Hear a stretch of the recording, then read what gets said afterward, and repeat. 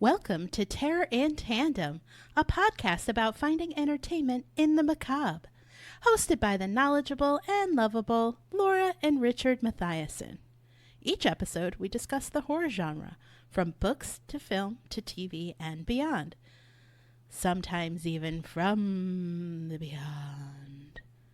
You can find us online at terrorintandem.com and on Instagram at terrorintandem. All one word. Nice. And again, do check out the Instagram. It's really good. Really, please don't. It's good. No, because I haven't really updated it. So. Well, the old stuff's good. Let's not drive people to it. Jump in. So, hello. Hi. Yay. We're here. We're here again. Excited. We're back again. Together again at last. Wow, that's a weird After phrase. all these minutes. Together again. So, welcome again, beloved listener, to another edition of our world-renowned, award-winning, acclaimed... Where in the world are we going to this week? Exactly. International Delights, South Korea edition. So delightful. Yes, I'm particularly excited about this. For the last 20 years or so, South Korea has been creating some of the most exciting content, and the horror, particularly in the horror genre, which has become something of an incubator for quote-unquote more serious filmmakers. That's not really a way that I like to think, because I don't subscribe to the horror genre not being as serious a genre as, drama or others, but you know what I mean. Like, now these folks that got their start making horror movies are winning Academy Awards for Best Picture. Yeah, and I think it just has become more prevalent in the U.S. Yeah, exactly. So that's part of it. But I will say that in my research, I have found that modern South Korean horror films are typically distinguishable by stylish directing, themes of social commentary, specifically on mental illness, yes, and genre blending. Well, it's interesting you mention genre blending, because and forgive us, because we are two Americans describing a culture that is not our own, but from a place of love. And admiration. Yeah, for sure. And I've been such a fan of South Korean horror output for like the last 20 years that we're really, really excited to talk about this. Now, excited. When you mentioned a mashup of genres, it made me think about the modern South Korean culture itself, which is sort of a land of mashups itself. It's a highly developed, modernized society, a first world culture with a century that spans thousands of years, from the Neolithic nomadic tribes to an era of imperialism, an entire Korean empire, to now to a time of civil war, which technically has not ended. There's just been sort of a ceasefire since the 50s, and a nation that is literally split in two along the 38th parallel. So it's a culture that exists simultaneously in ancient tradition and modernity, and a lot like Japanese cinema. You get that conflict, and that not just conflict but intermingling. I would say it's similar to like the vibe of South Korea with the old and the new, right? Working together is when I was in Rome. Yeah. I very much felt. Yeah, like when you're at a McDonald's staring at the Colosseum. It's coexisting. Yeah, exactly. It's coexisting, and not always successfully. No. South Korean horror movies also, I have noticed that they definitely dive into the human condition, the psychological. Yes, they are quite psychologically twisty. Yes. A lot of these movies have that common element. Some of their stories are based in, folk tales and real life true story, or based on true stories. Yeah, a lot of them are true crime's a popular genre. Yeah. Serial killer. type stuff. And, like a lot of Asian and Southeast Asian cultures that have a millennia spanning history, there are a lot of stories about curses, hexes, ghosts, possessions, spirits, demons. Every culture has golems. That. Yeah, all sorts of stuff. And we're gonna explore that in some of our examples. But you actually mentioned I'm gonna bring that up. A commonality to me that I had never put together that I found mind-blowing. One thing that I noticed in revisiting and rewatching some of my favorites is, at least in the movies that I've chosen, every single one of them has an absolute banger of an ending.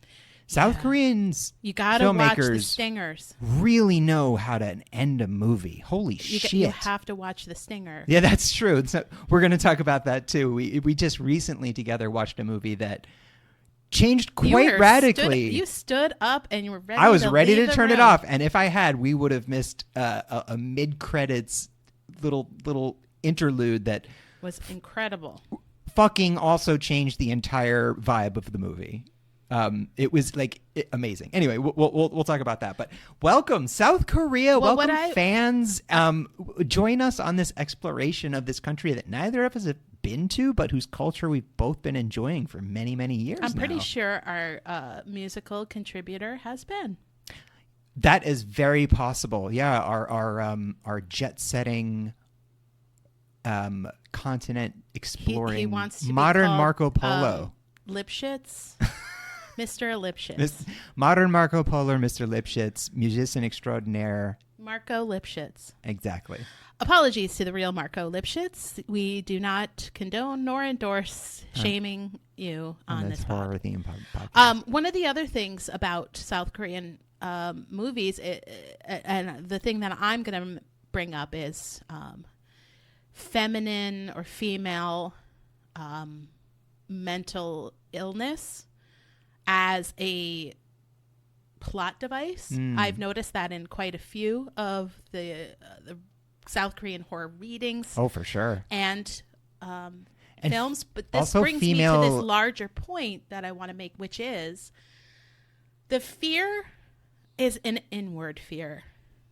For the protagonist of the film, typically, they don't have as much outward violence. So the violence isn't really a lot of bloody scare jumps. They don't use those techniques. A lot of it is inside. Mental torture and inner turmoil. Even the way people shake. And there's a lot of scream. There are a lot of thematic elements of societal and familial pressure, specifically maternal pressure and feminine rage.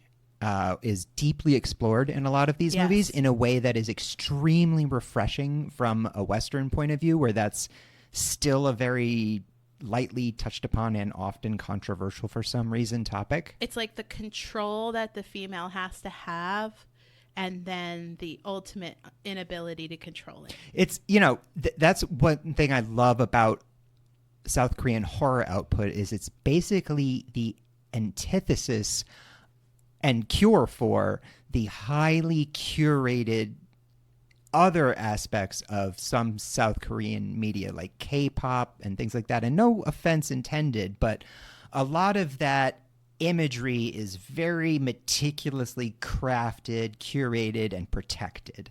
And these films have a common element of the mental and emotional damage that level of rigidity and control can have on a person, and also the breakdown to spectacular effect, which makes for a really entertaining movie. And you're not always going to see scenes. Please don't kill me, K-pop.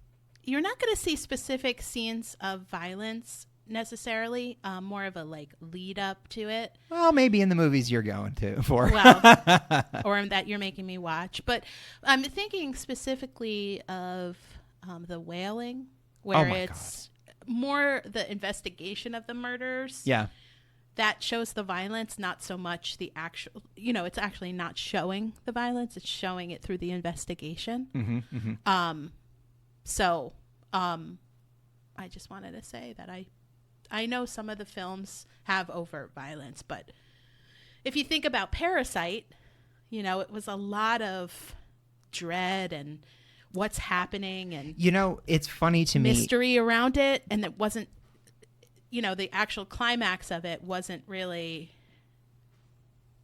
as violent as we were afraid it would be. I don't know why this I think it was violent, but you know what I mean. Sometimes in some websites and in some places you'll find Parasite classified as a horror movie, which I don't necessarily agree with, but I guess I can kind of see some elements of it. Well, in order to be nominated for an award, it probably couldn't really take on that.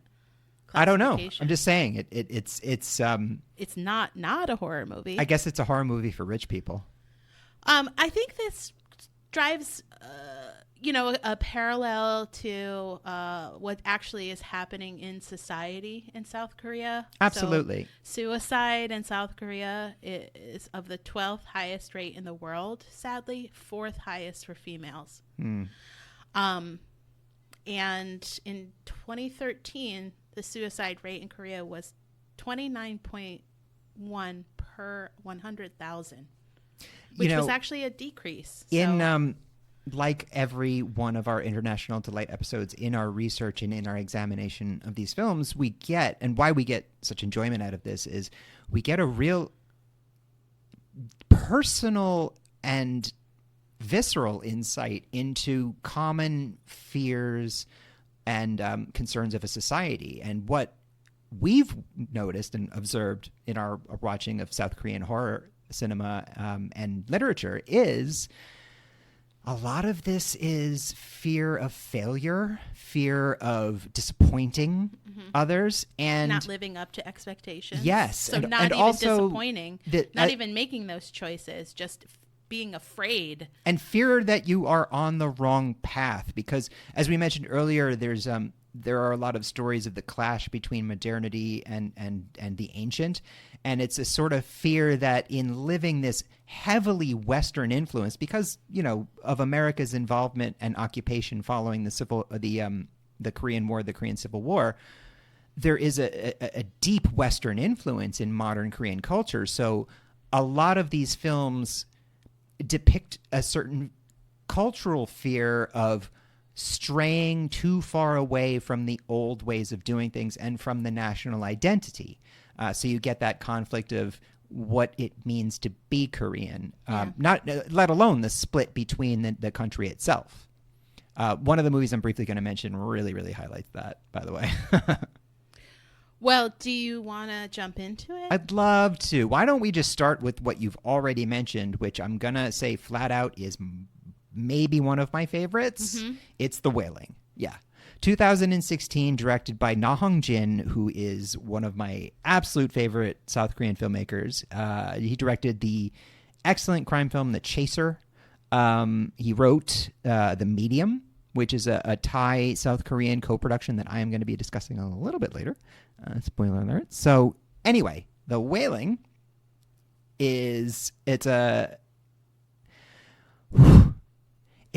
slow burn, fascinating exploration of what we've been talking about, which is modern clashing with the old ways. Now, it's got an amazing performance by Kwak Do-won as Officer Jong-gu, who is investigating this plague that has beset the rural village that he's in charge of. So it's like this little town that's connected to a kind of farming community. So you've got, modern things in the town that you would in like a kind of a small village town, but then right next door, it's like another century. It's a totally different way of life.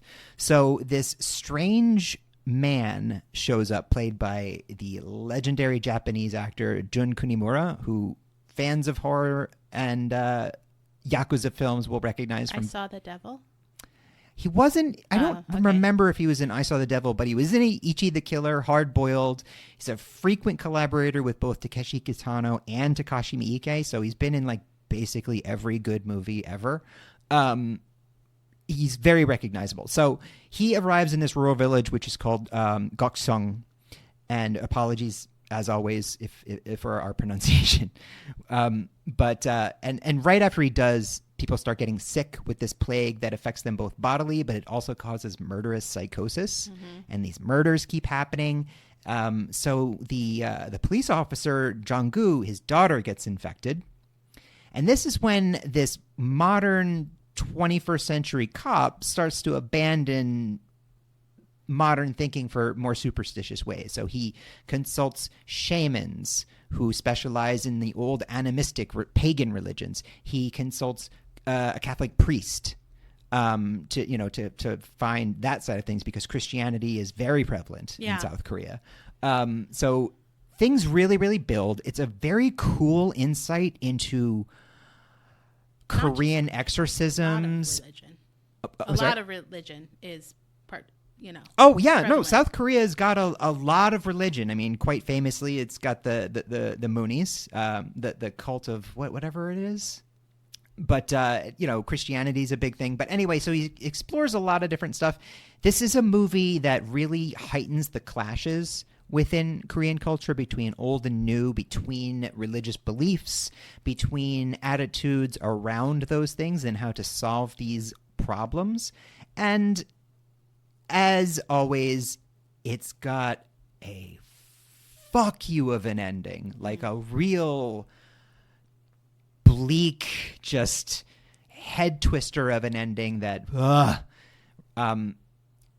puts the cherry on this already beautiful and wonderfully paced horror movie. When did it come out? It came out in 2016. It does reward the patient viewer. It's a slow burn. It's like an A24 Korean movie, basically. But it, like a good slow burn, it builds and builds and builds and builds until you just can't stand it anymore. And everything is revealed. It doesn't end on an ambiguous note. It's wrapped up. It's a fully self-contained narrative, and it is one of my favorite South Korean horror movies. It is absolutely fantastic, and also cannot be overstated, very scary. So the Unification Church That's is it. Yeah. known as the Moonies cult, founder Sun Young Moon. Yeah, and I guess nowadays they're really into like AR-15s or something for some reason. Really just great group of people. Wonderful stuff. Love cults here. Well, I want to talk about a film from 2003, which I think... Way back when. Well, I'm not sure if it's the first one we saw together, but it's definitely first in chronological. Okay.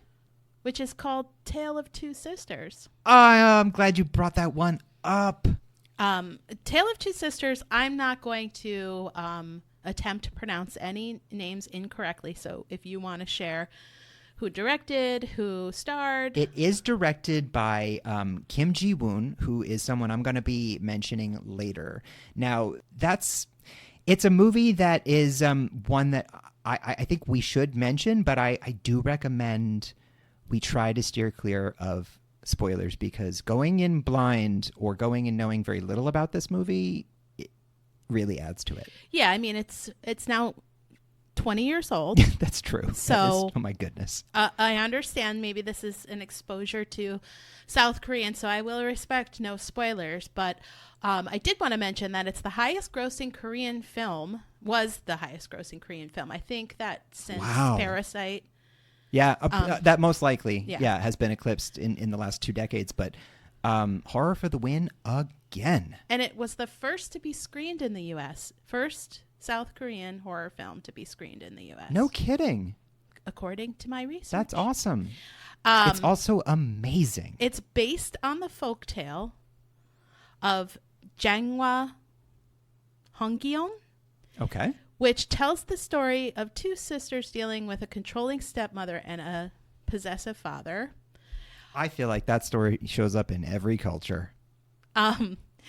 So, I think what's interesting is, like I said earlier, true story, but it's a psychological horror movie, horror drama film.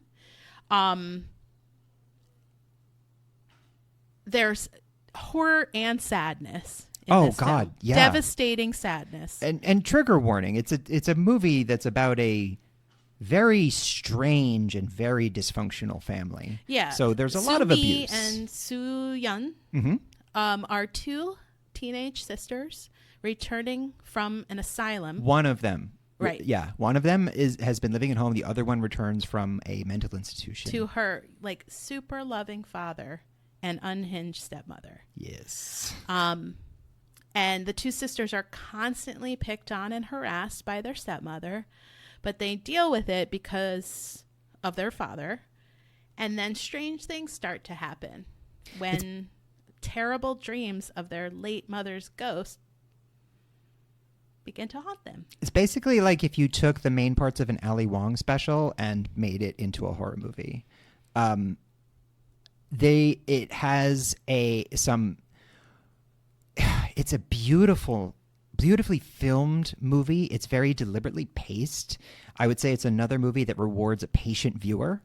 And by rewards, I mean, holy shit. Just wait. It really pays off. It has elements of some of our favorite movies that we've watched together, like High Tension. Mm-hmm. It's a bit Hitchcockian in some ways. The girls are fantastic. Oh, and they're yeah. really compelling. And the twists are great. It's very frustrating how passive the father is because the daughters are so, like, doing everything for him.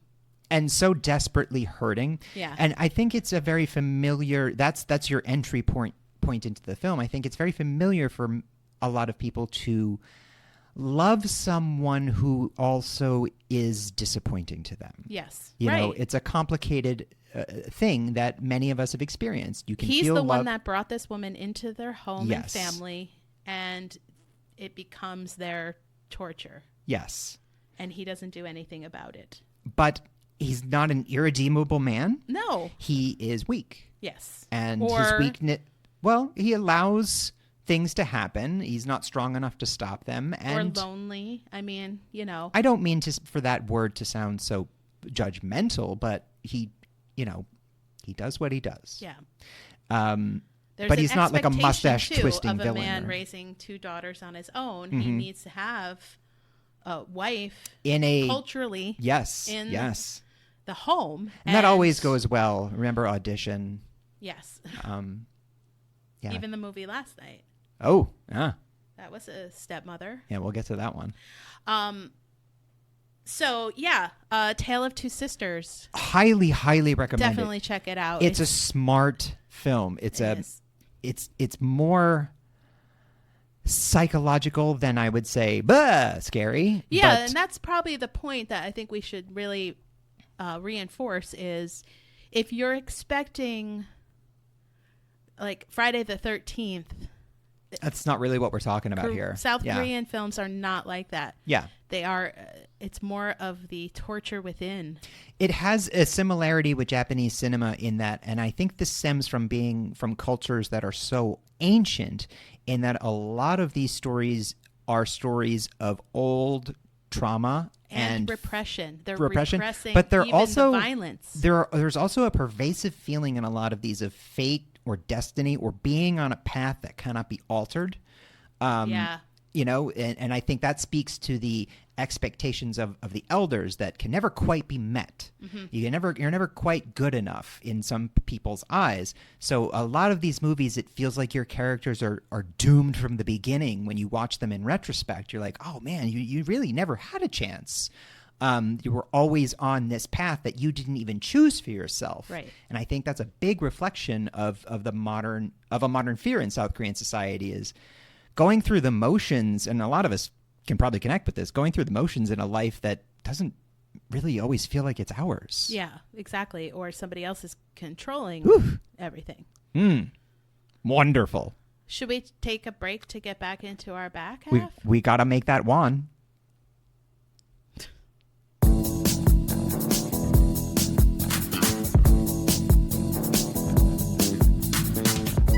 Are you over the 50 Shades of Dull? Looking for a way to spice up more than just your sex life? Introducing H.H. Holmes Home Dungeon Design, where we take the kink out of the clink. With H.H. Holmes' discreet and silent design team, we transform your once tantalizing sex dungeon into a terrifying, well, dungeon. If you've already satisfied your craving for masochism, why not redesign your space for maximum sadism? we will reimagine your space to allow for all of your darkest plans to come to life. Don't have a sex room to convert? Don't worry, we love a blank slate.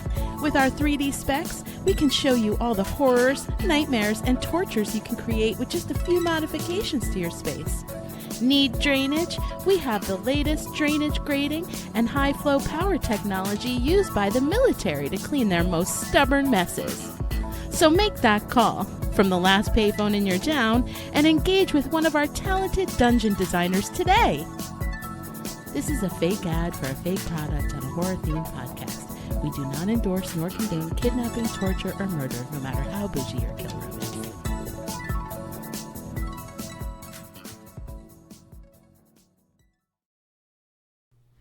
Welcome back, listeners and lovers.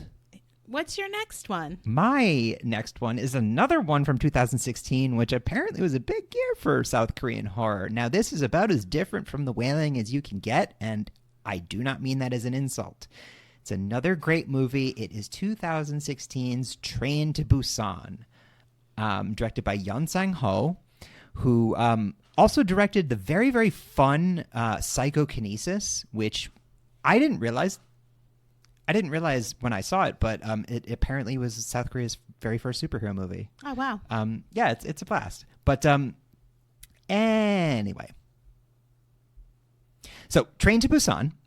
When I say it's very different from The Wailing, what I mean is this is a tight, lean, action-oriented horror movie. It's zombies. Yeah, well, it's zombies for one thing, and I'm not the Romero type, like the fast-moving, feral, slabbering type.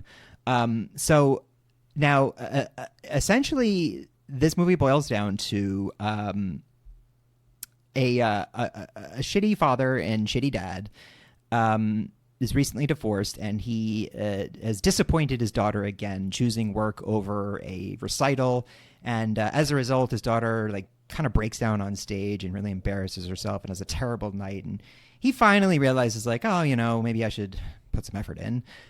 So that is our tie to this movie, is throughout the film, this man who he's well-meaning, but he's deeply flawed, and he's definitely taken his eye off his priorities. You watch him as he tries to make it up to his daughter, and then literally has the opportunity to save his daughter's life as they're chased by zombies. So early on in the movie, there's this great scene where basically one zombie gets on the train unnoticed, and it's a train to the city of Busan. And the reason that this father and his young daughter are on the train is because it's her birthday, and she really, really, really wants to go to Busan. So he decides he's going to take off work, and he's going to just do this. He's going to take his daughter, and he's going to spend his time with her. And spend all his attention. What is his job? Oh, I don't really remember. To be honest with you, it's irrelevant. Anyone wearing a suit and tie, in my mind, has the same job, and it's just numbers on a screen. So, anyway, now Gong Yoo is the actor starring as our protagonist. Now, his daughter Soo-an is adorable and plays a really good ticking clock kind of situation as the zombies get closer. So as I mentioned, this one zombie gets on the train, this train leaves the station, and it's a closed environment. Yeah. So as you can imagine, the infection starts to spread. Oh yeah. So they're moving from train car to train car, trying to reach safety as the infection spreads like wildfire. You get sort of glimpses of what's going on outside the train through phone calls and news clips and things, and it's all going to shit. What happens when you get trapped in a closed environment with a predator that just keeps multiplying and multiplying? It's unstoppable. It's now this movie is taut. It is mostly practical effects. And the makeup artists have talked about what they really wanted to do with this movie was show the progression of the disease. So people who were bitten earlier in the film, if they are around later in the film, they kind of look and act differently. Now, the director has stated he based the movements of the zombies off zombies from video games like 7 Days to Die and Silent Hill. So they've got this real herky-jerky movement, which is janky and really cool looking. You can watch it for free on Tubi. Nice. Which I'm definitely going to do that. Oh, Sounds have great. you not seen it? No. You would love Don't it. You think I would have mentioned that? I really think you would like this one. This is this is the zombie movie that came out at a time. I mean, you just convinced me when we were I think out the plot. And me personally, I was also feeling this. We were getting a little oversaturated in this genre, and then all of a sudden, I had a real zombie apocalypse. Absolutely. Now of distress. This movie kind of came out of nowhere from a filmmaker whose background was in animation. This is his debut live-action film, and it's since spawned a spiritual sequel of sorts called Peninsula. It's got a prequel animated film called Soul Station. But I also, listen, I got to take some time to mention that this is also co-starring motherfucking Ma Dong-suk, who, if you're not familiar, is a legend and awesome. He is probably most familiar to Western audiences as playing Gilgamesh in the criminally underrated Marvel film The Eternals, which both you and I really, really enjoyed. I don't know why it's underrated. It's amazing. I loved it. Last moment. Thought it was great. And Gilgamesh was fantastic. Are they making another one? I hope so. I mean, who knows what's going on nowadays? If studios ever decide to, fucking respect their talent and their writers, maybe we'll get more movies, but who knows?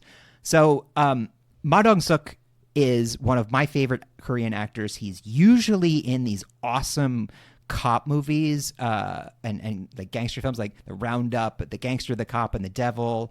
A bunch of his movies are on Tubi. Again, Tubi. Check it out. So he is this big, burly dude with these big, meaty paw hands, and he's always just slapping the shit out of people with them in his movies. Like, that's his thing. He's like just pounding people with these big fists of his. So in this movie, he's got a great role. He plays like, the badass motherfucker that like you really root for, and you're like, yeah. Now, as exciting as this movie is, and it is very exciting, the real heart of this movie is this flawed father who is trying not only to save his daughter's life, but regain her trust and regain her faith in him. Build a relationship. Yeah. It's like all of the movies we mention, it has a very poignant, sad, and, heart to it. Yeah. The ending is phenomenal. The action is just fast-paced as compared to some of the slow-paced movies that we talked about and we're going to continue to talk about. This is a great movie to watch in between some of our recommendations because I am recommending... mine in particular are a bit slower to get started. This one gets started right away and it never ends. And it's not one of the movies that does like big exposition dumps on what this outbreak is and where it came from. And like nobody cares. No, it just is about you have surviving. To think about what it would be in the moment, and it's a minute by minute movie, right? It really is. It's got great performances. Now there is a remake that's been kind of stuck in development hell for a while. Now, before you raise your pitchforks, because we're talking about a remake of an already excellent film, let me mention a couple of things about this remake. If it is still happening, the title is Last Train to New York, which is great. It's going to be directed by Indonesian master Timo Tjahjanto, who From has... Raid? but he did work with Gareth Evans on VHS 2, the segment that is incredible. He did The Night Comes for Us. He did May the Devil Take You and May the Devil Take You Too. So he really knows how to do high-octane, fast-paced action horror type stuff. Being written by Gary Dalberman of the Conjureverse. And it's being produced by James Wan. So this is a movie that, if done, is being made and potentially by like really, really awesome people. And I'd like to see that. So here's hoping it gets put back on the schedule at some point. Where's Warner the Brothers. train coming from? I don't know. But Train to Busan 2016, definitely check it out. It is I'm going to check it out. Heavily in the action horror genre, but it's really satisfying. It's bloody, it's fun, it's scary. It's got everything you want. It's got a lot of heart and a lot of stakes. And you really, really do care for these people who go through some terrible things on a train. Zombie steaks. So I'm going to talk about a film you've already mentioned by Bong Joon-ho, Parasites. original director, the host. Oh, you're going to talk about the host? 2006. Well, I'm so excited. I'm going to mention it because this was my first South Korean horror film. We watched it together. And, you know, of course, I was trying to be more interesting to you by being like, sure, I'll watch anything. We had very basically different just tastes. met at this point. So I just want to share with you the plot. It starts when a little girl is abducted from her father by an unknown beast that emerges from the Han River, which is a notoriously mysterious river in South Korea. So there's a lot of like tales and crime and things all surrounding that river, FYI. Ooh. And this enormous beast comes to wreak havoc on Seoul.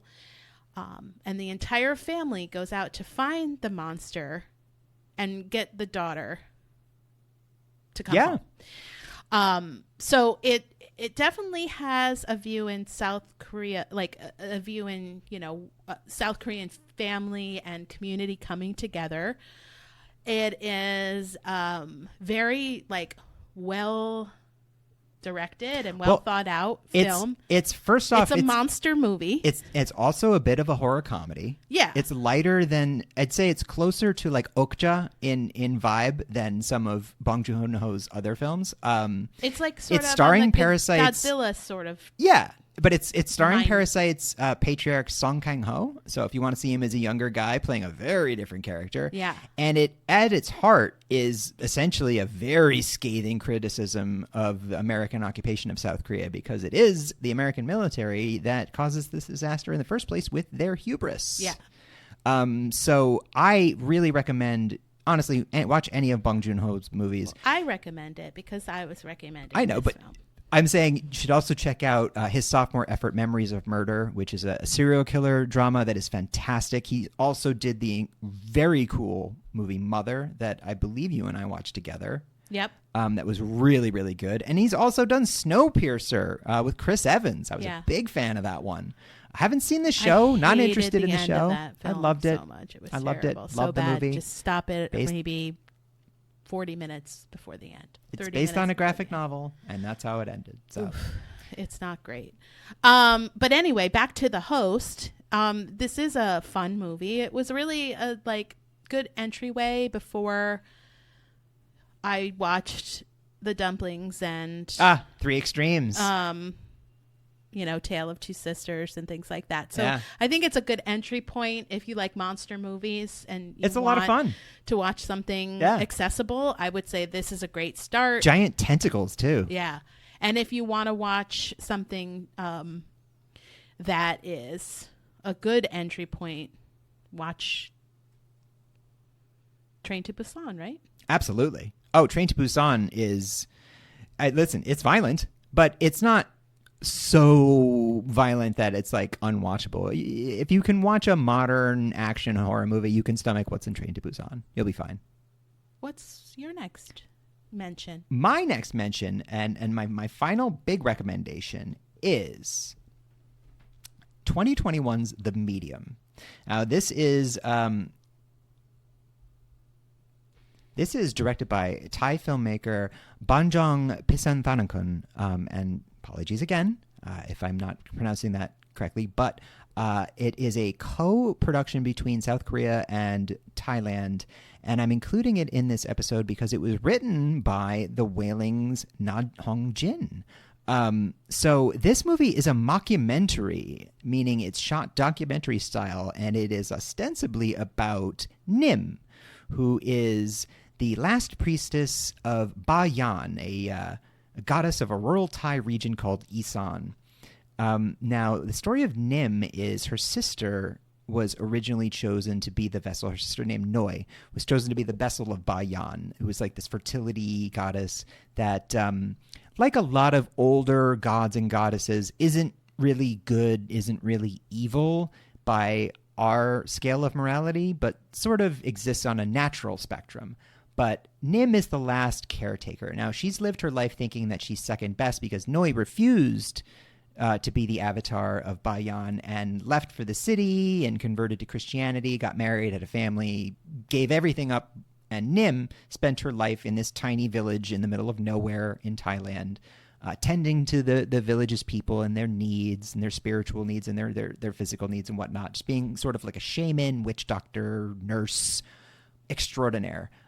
So this documentary, quote unquote, takes a turn when Nim attends the funeral of Noi's husband, who died suddenly of a heart attack, where she learns that basically all the men of his family have died under mysterious and unnatural circumstances. Now, Noi's left with her daughter Mink, who is Nim's niece, and Mink starts to go crazy. She starts acting like someone who is possessed because she is. Yay! So Mink does all sorts of weird shit. She sees things. She hears voices.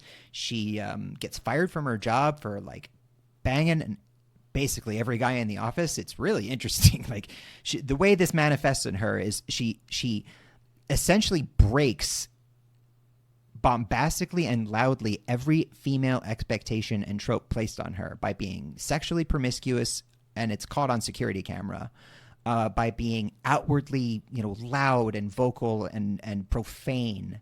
So she really smashes the idea of the quote unquote delicate South Korean woman. Anyway, Nim becomes convinced that Mink has been, after a unsuccessful suicide attempt, she becomes convinced that Mink is the new chosen avatar of Bayan, takes her back to her village, performs a ritual that does not go well, and this all builds to an exorcism scene, the likes of which I have never seen before. I know exorcism is another kind of genre that's a little overdone. I've never seen anything like this before. It involves a warehouse full of people, a shaman, Noi taking on the role of finally Bayan's, priestess, and is a complete fucking anarchy, madness, wonderful, crazy ending to a really interesting movie. Now, obviously, things don't go as planned, but the idea of an exorcism being, an old priest and a young priest shouting at a girl tied to a bed is what we think of, and it is not this. This is a very different cultural representation that mixes several different religions, several different practices, but the documentary style, the subject matter, and the heel turn that this movie takes is so cool and really, awesome. Really worth it. It's also fucking super scary. Riveting. I was listening to you. Yeah, that's my final rec. The Medium. Check that one out. Honestly, that like I said, it could go in a Thai episode because it largely is in Thai and shot in Thailand, but because it was written by Na Hong Jin and is a South Korean production, I think I snuck it onto this list. And I don't apologize. So my next recommendation or mention is from 2018, Gonjam, right? Is that how you pronounce it? Yeah, the Haunted Asylum. Gonjam. So I want to talk a little bit about the origin of this story before I talk about the movie. Please do. So it's a dilapidated psychiatric hospital that's been abandoned since 1995. Oh yeah, it's a real place. It's about a 2-hour bus ride from Seoul, and it's known as one of CNN's top freakiest places in the world. Quick aside here. Has there ever been an instance where someone's been like, welcome to this abandoned asylum where everyone received wonderful care and it is not haunted at all? Yeah, they've probably been converted to apartment buildings and don't know it. I'd rather it be abandoned and scary. Goddamn. So according to legend, many patients in Ganjam died under mysterious circumstances, and some claim that the director of the hospital was mentally ill and held patients hostage and was the cause of their deaths. Eventually, the director made a run for it and abandoned the facility. A run for it? Yeah. Like I want to do it my job every day? Yeah. No, like I don't want to be caught. Yeah. The site is fenced off. There's CCTVs installed to ward off trespassers. Especially in this day and age where, you know, people want to just get themselves on camera, like at prohibited places But for there's clout. nobody to enforce these rules, so it's a popular site for adventurers to go. Yeah. And there's lots of sun visiting the day, but if you go to the first floor, it's higher than the ground floor. It doesn't get much light, so it actually has less light, and it's lots of vegetative growth, and people constantly are going in there and taking pictures. Yikes. Which brings me to the film Haunted Asylum, which is based on the facility I just mentioned, where a cast of horror web series called Horror Times, they enlist some other folks that aren't part of the club to help take found footage. It's a found footage film. Felt very Blair Witch. It really leaned heavily into the modern phenomenon of clout and like building viewership through doing stupid, extreme, and often irresponsible things. Definitely irresponsible. They don't. What's most effective, and I'm not going to give anything away, but it really blends like fact and fiction together really well. It is pretty much free of any blood and gore. True. But still very scary. It's not typical of South Korean horror that we spoke about, which, although it happens in a mental institute, the characters themselves aren't going through breakdowns. Yeah, that's one thing that's really important is they establish a very likable group of people for the most part. They're adorable. There's one standout who I won't give away. Yeah. That is a bastard, but the people they're like their intentions are to grow the viewership and they're this society, like little group. Likable fuck ups basically. Yeah. They're not super good at things. They're like young adults that are earnest, fucking around, and they want to help get more viewers and find something crazy. And as things start to get more, just an FYI, they do find crazy things. Oh yeah.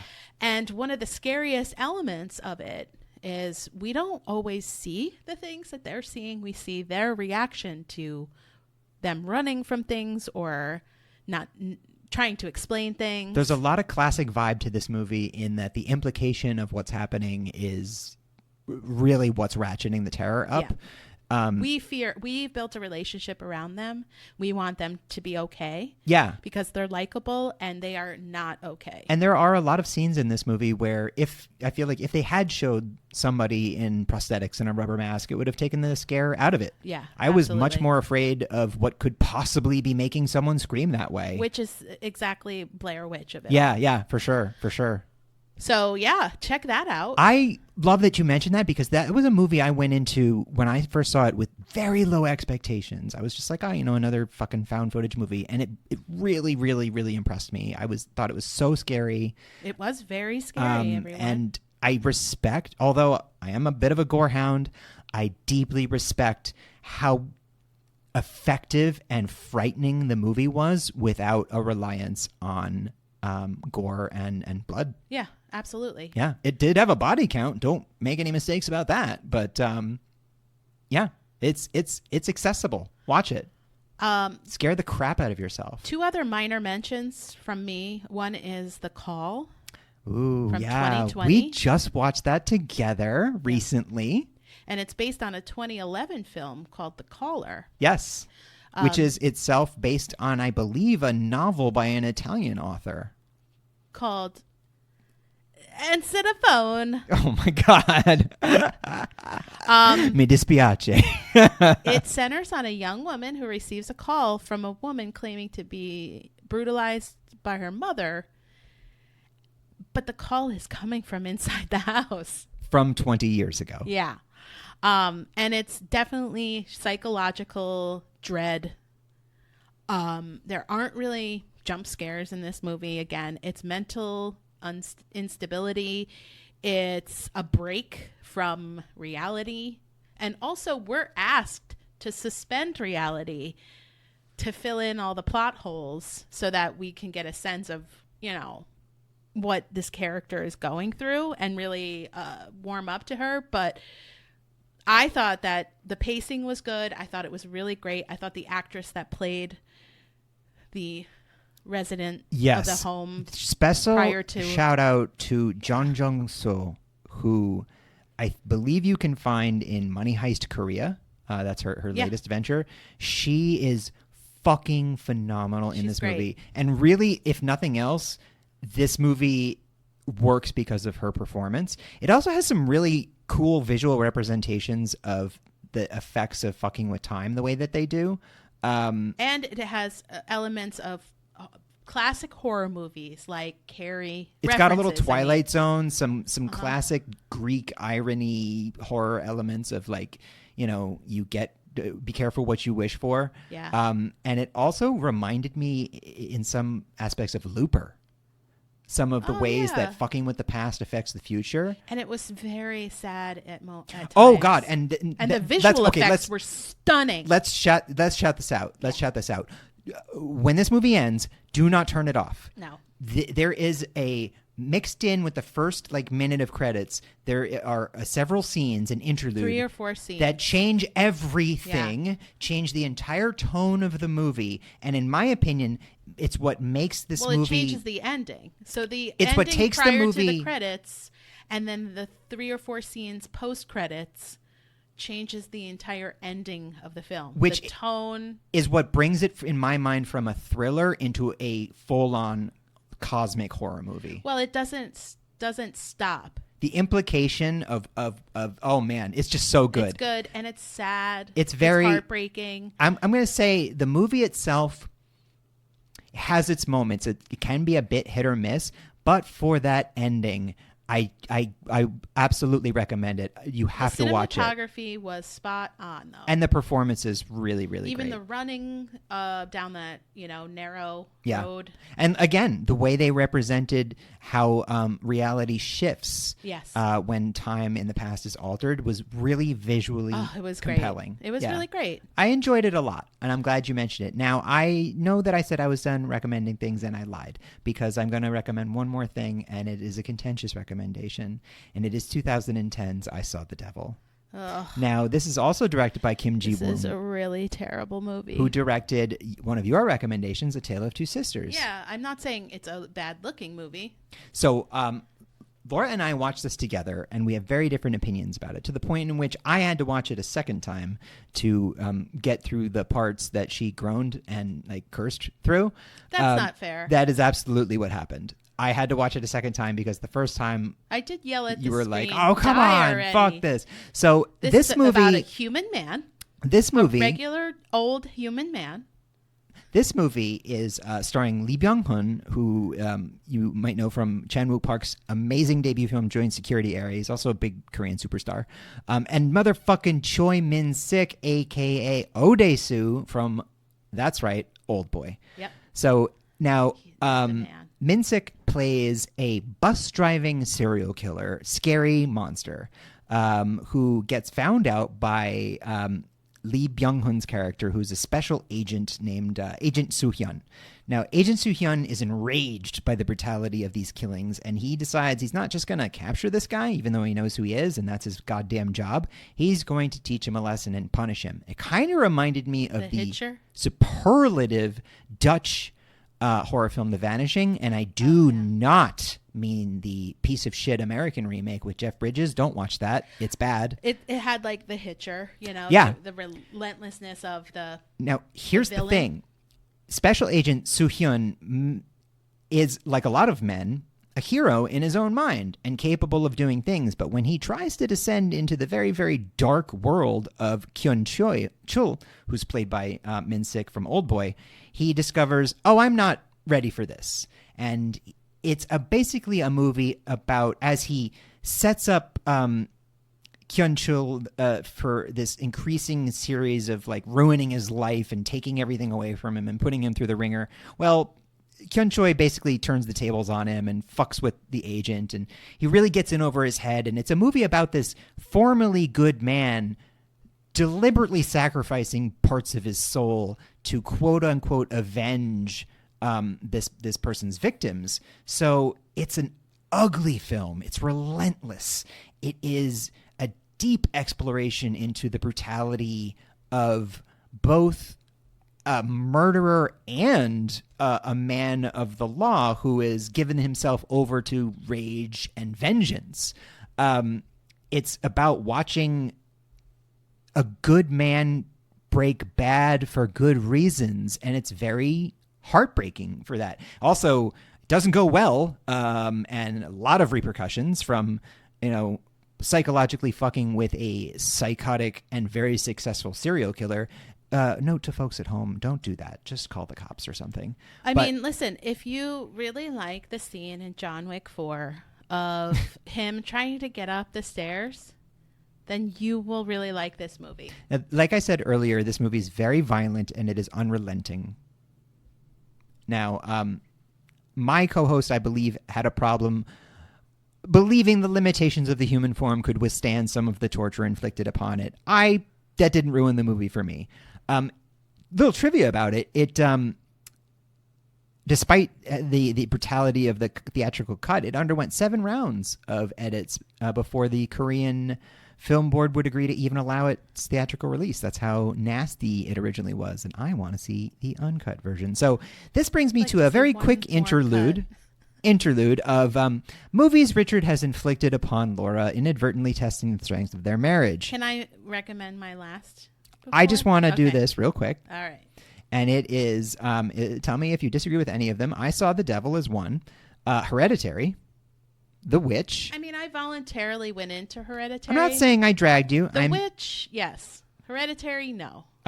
We need to talk about Kevin. Oh, God, everyone, please. Fruit Chan's Dumplings, which was the first segment of the aforementioned 3 Extremes. It was... And the trailer for The Lighthouse, because there was no way I could even get her to see the movie. I couldn't. That's true. The trailer alone was enough to basically get her to hire an attorney. Yeah. If he ever did something like made me watch... You're fond of me, lobster, ain't one ye? of those types of films, it would be like, made you sign divorce papers. Anyway, The Lighthouse is incredible and everyone should watch it. But back to horror. This concludes movies that almost ended our marriage. So I just wanted to make one more recommendation, which is a collection of short stories. So maybe you don't want to watch any of these movies. Maybe you don't want to read subtitles. You should watch all of these movies. I know some people don't like subtitled movies, and that's fine. But no, it isn't. I have a collection of short stories that's weird, very weird and strange and out there, called Curse Bunny by Bora Chung. And I believe it came out in 2017. And it's got magical realism, horror, science fiction. There's a lot of fantasy, but at its essence, it talks about the real horrors and cruelties of patriarchy and capitalism as experienced in modern society. There are a couple that really stand out, like Snare. This protagonist never seems to mourn his wife's loss, and his son is like a golden child. There's one called Home Sweet Home, where corporate greed and capitalism is really played with. And the title story, Curse Bunny, is about, objects and the power that they have over people. Nice. So I would definitely check it out. They're pretty short stories, short book. I think there's about 8 or 9 short That's stories. also a very common theme in a lot of the movies that we watched and mentioned is the Western influence of capitalism and the damage that it does to one's sense of self-worth, identity, and the creation of a class system. In the ways that Americans are overworked, underpaid, and live in a toxic work culture, you see that reflected in Korean culture as well, and the effect that it's having on its people. And maybe someone should pay attention to the fact that everyone in every country is freaked out about the same thing. Just saying. Yeah. Just saying. It's all So It's all that's our horror. international Yeah, delight. enjoy it. Yay! Welcome to South Korea. As always, we barely scratched the surface. We did recommend some of our very favorites, but you know what? Oh, there's so much. A If you lot like of zombies, good stuff out there there. are tons of zombie Hashtag South Alive. Korean zombie movies. Rampart is amazing. There are monster movies. Monstrum There's is another lots good of one. ghost- Hellbound is a great series.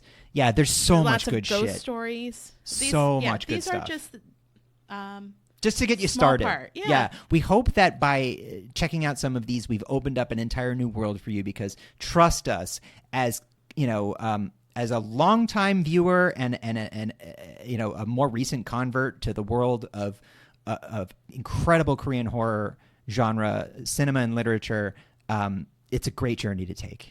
It's interesting to expose yourself to other cultures and countries that experience things that we all experience inside. Yeah, it's a great, honestly, it does Equalizer. leave you with a unifying feeling, in a way that, like, you know, it's nice to know that even in such different places we do have common fears and common anxieties. And it's also, I think, just culturally a fascinating way to explore another people, is find out what freaks them out. Yeah. And then if you are jaded and cynical about the state of horror movies in America, go watch movies from other countries and find new ways to scare the shit out of yourself. Yeah, exactly. Well, happy International Delight Day, everybody. Bye. Bye-bye.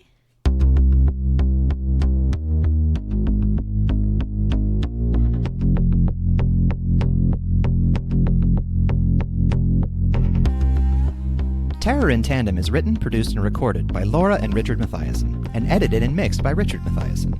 Our theme was written and performed by Carrie Denver, and all other music was written and performed by David Suspanic. All opinions expressed on this podcast are our own and should be taken as such. Thanks for listening, and please remember to give us a like, a review, and subscribe wherever you get your podcasts.